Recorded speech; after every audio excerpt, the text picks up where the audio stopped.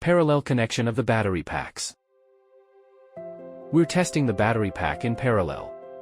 Joyson eBMS supports parallel connection of battery packs.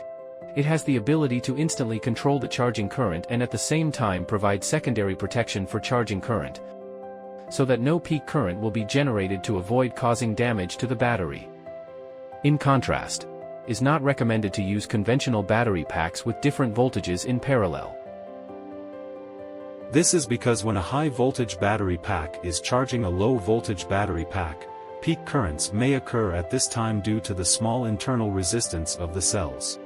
There are security risks. Joyson eBMS has the ability to instantly control the charging current and at the same time provide secondary protection for charging current, so that no peak current will be generated to avoid causing damage to the battery.